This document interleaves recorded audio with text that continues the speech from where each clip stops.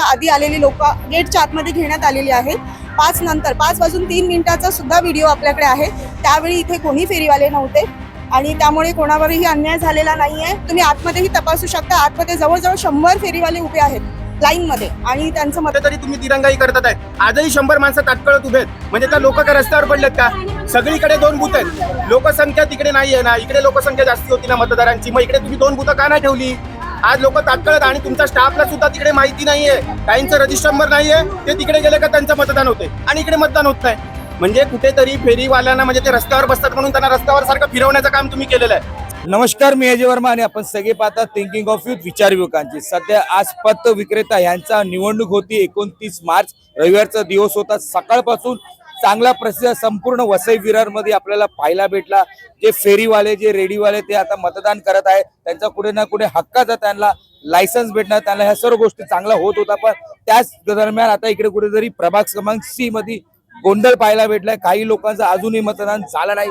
आतमध्ये आता वाजलेले 5:20 झालेले, 5 वाजताची वेळ होती, टाइम संपलेला आहे, तरी आतमध्ये 100 लोक आहेत ते मतदान करत आहे. पण बाकीचे लोकांचं असं म्हणणं आहे का त्यांना आतमध्ये जाऊन नाही दिला. काही लोक 4:45 मध्ये आलेले, त्यांना टोकन भेटलेला पण त्यांना आतमध्ये घेण्यात आला नाही. हे कोणाची चुकी आहे? कशामुळे? इकडे दुरवस्था ही पालिकांनी केली होती का? ज्या प्रकारे अधिकाऱ्यांचं म्हणणं आहे वेळेपर्यंत आपण घेतले.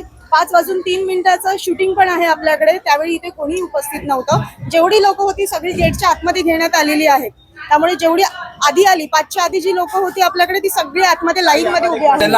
सगळे आतमध्ये आहेत. आता कोणाकडे कुपन आहे का? कोणाकडे आहे का कुपन? कसले कुपन आहे?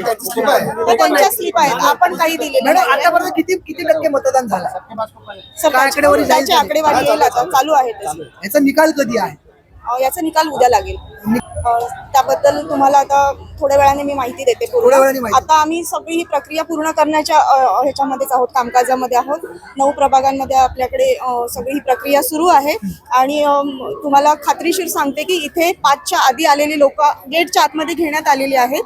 5 नंतर 5 वाजून 3 मिनिटाचा सुद्धा व्हिडिओ आपल्याकडे आहे.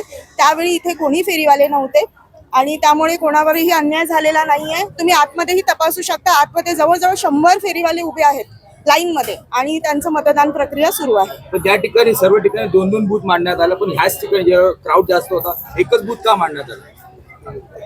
त्याचं कारण असं आहे, कारण इकडे सर्वात जास्त क्राऊड होता.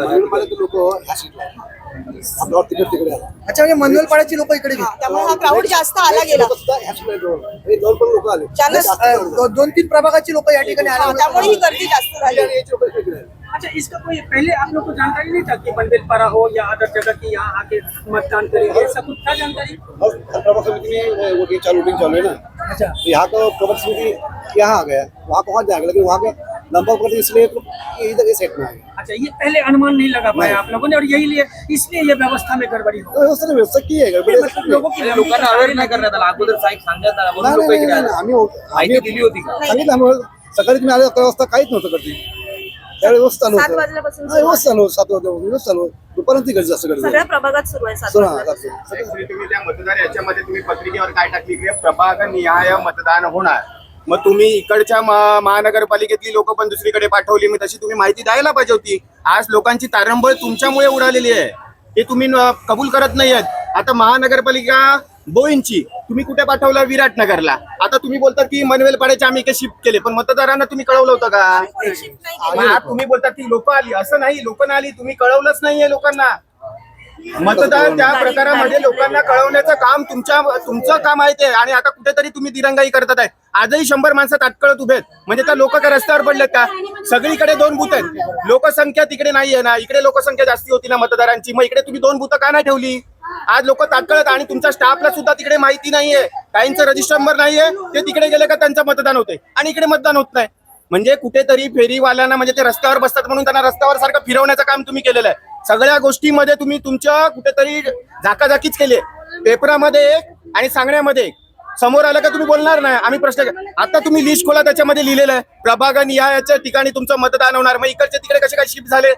तुम्ही त्याच्यात कळवायला पाहिजे होतं की कुठेही महानगरपालिकेत जाऊन तुम्ही मतदान करू शकता. नाही कळवलं तुम्ही तसं. जानकारी नहीं देने का काम केलंय ना. जवळचे बरोबर आहे. माहिती सगळे एकत्रच हे करणार होतं ना, कुठेही करू शकतो आपण. मॅडम माहिती दिली होती का अशी प्रकारे तुम्ही जर का आता वेळेच्या नंतर आलेत तर आपण जरा काही बघा, नाही तुम्ही करू रिक्वेस्ट शकत. करा, तुम्ही निवडणूक अधिकारी आहेत, जर नाही, असं नाही, मी निवडणूक अधिकारी नाहीये. निवडणूक अधिकाऱ्यांना सांगा, रिक्वेस्ट करा. आता हे फेरीवाले अरे पहिल्यांदा असं प्रकारे निवडणूक होतोय चुनाव अधिकारी नाही सर क्या हुआ मॉर्निंग मराठीत बोला काय? हा सकाळी 7 वाजल्यापासून आपण हे मतदान प्रक्रिया सुरू केलेली आहे. मी स्वतः इथे येऊन गेले, मी सगळे प्रभाग समिती फिरलेली आहे. आमचे निवडणूक निर्णय अधिकारी स्वतः ते फिरत आहेत, त्यांनी सुद्धा व्हिजिट केल्या. सगळीकडे व्यवस्थित व्यवस्था केलेली आहे. ही गर्दी आता लास्ट मोमेंटला अचानक आलेली आहे, त्यामुळे आपण त्याच्यामध्ये आता 5 नंतर आलेल्यांना काही करू शकणार नाही आणि मग ते दुसऱ्यांवरती पण अन्याय केल्यासारखा होणार. अचानक आलेली ग्राउंडच्या हिशोबाने अगोदर तुम्ही कळवलं नव्हतं ना मॅडम, हे तर ऍक्सेप्ट नाही, त्याच्या आधी मतदान सगळ्यात चांगलं मतदान प्रभाग समिती सी मध्ये झालेलं आहे. उमेदवाराला सुद्धा माहिती नाहीये मॅडम, उमेदवाराला सुद्धा क्या बोलेंगे जानबूझ के रिटर्न सबको भेज दिए कि बाद में आधे लोग को लाइसेंस देंगे और आधे लोग को लाइसेंस नहीं बना के मिलेगा, आधे लोग को खाली भेज दिया, बाजी का धंधा किसी को लगाने नहीं देंगे, ऐसा इनके मन में है. त्यांनी अवस्था इकडे क्राऊड अचानक वाढला, अचानक कशा प्रकारे वाढला, तुम्ही अवस्था केली होती का, या सर्व गोष्टीवरती आता जातचा विषय ज्या प्रकारे लोक इकडे उभे आहे रस्त्यावर, तुम्हाला कॅमेरामॅनला विनंती तुम्ही कृपया करून दाखवा की जशा प्रकारे इकडे लोक उभे आहेत. त्यांचं म्हणणं आहे का आम्ही अगोदर आलेलो होतो पण तरी पण आम्हाला आतमध्ये जाऊन दिला नाही. या सर्व गोष्टीचा जबाबदार आणि जिम्मेदार कोण असणार आहे त्या सुद्धा आपण दाखवायचा प्रयत्न करू. पहिल्यांदा अशा प्रकारे चांगल्यापणाने निवडणूक ठरवण्यात आली, पण त्याची रूपरेखा आणि त्याची दशा कशा प्रकारे होती महानगरपालिकेच्या वतीने हेही मोठा प्रश्नचिन्ह निर्माण होतो. प्रत्येक गोष्टीची अपडेट आमच्या चॅनल मार्फत आम्ही नक्कीच तुम्हाला पुढेही दाखवायचा प्रयत्न करू. धन्यवाद.